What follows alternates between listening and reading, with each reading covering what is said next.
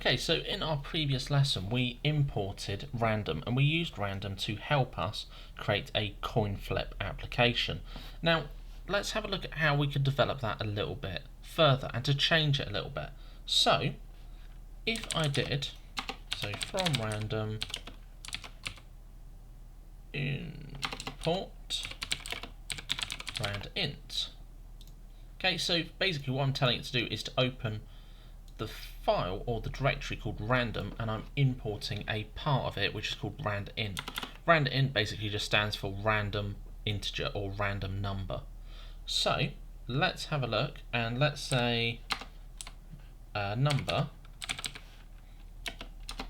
equals randint 1, 2, like so. And then if I print number, see what happens. So you can see that it prints 1, 1, 2, 1, blah blah blah. And last time we did that where we created it so that your system recognised that if it was a 1 it would do tails or heads, and if it was a 2 it would do the other option. So either way you would end up with heads or tails.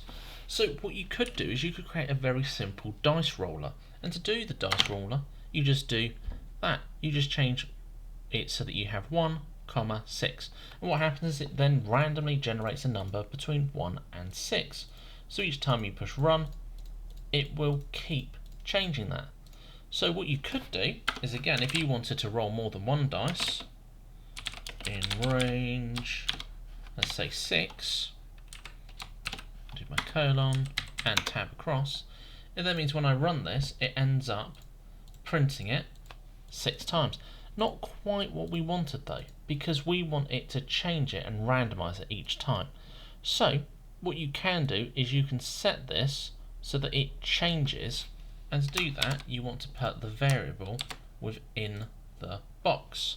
Now what that will do is within this range it will go, okay, random number equals randint between 1 and 6, and then print that number.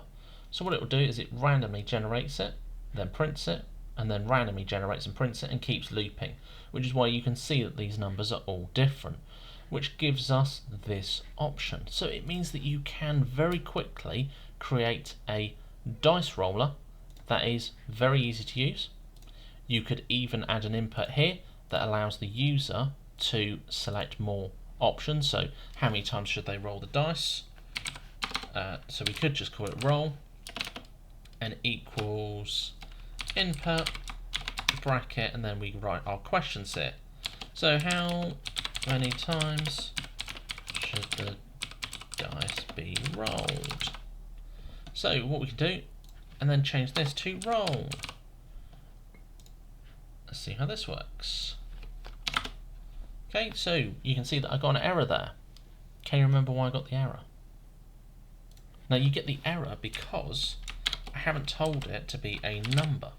So if I change this and I set this to be an int, so what I want it to do is to basically be a number.